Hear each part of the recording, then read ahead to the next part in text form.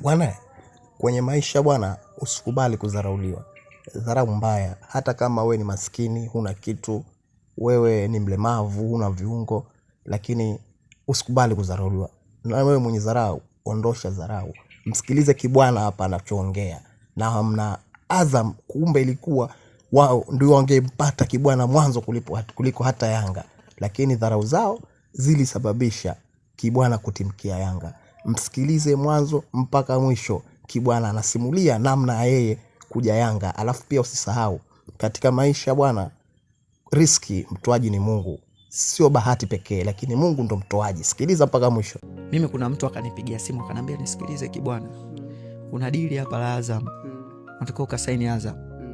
Nikamwambia mimi fresh, mimi mchezaji, mimi naenda kusaini. Kumbe napo Yanga kule wanafanya process ya kunisajili mimi, lakini kuna kijana mwingine ambaye alikuwa anacheza nafasi yangu, wakawa wanamsikilizia.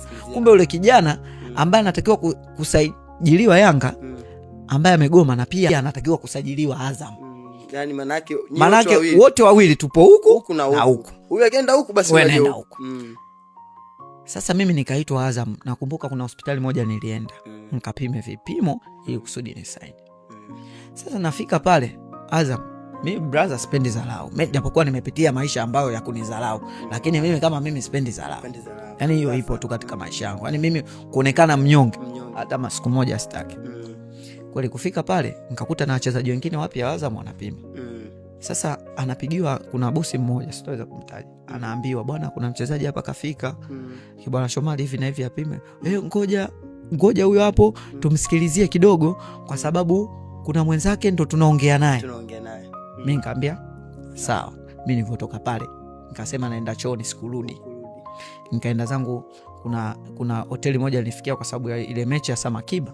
Nilipofika pale nikachukua vitu vyangu, nilikuwa na brother yangu ambaye tulikuja kwenye Samakiba, nikamhadisia, akasema tuendoke hiyo dharau. Wewe tukapanda gari tunarudi zetu Morogoro, mimi na brother. Tupo Mlandizi kwenye gari. Na shangazi simu yangu inaita, huyo meneja wangu ambaye alikuwa ananisimamia ananipigia, oya upo wapi? Nikamwambia mimi nishaondoka, nipo zangu Mlandizi narudi zangu Morogoro, naenda kurudi tu kwenye timu yangu nikapambane tena. Akanambia hamna, unatakiwa urudi hapo hapo, kuna timu kasaini, ndo ananitajia Yanga. Sasa mimi nikasema sawa, au sio? Kashuka zangu pale, inabidi nipande pikipiki kuanzia Mlandizi, nimepanda mpaka Mlimani City na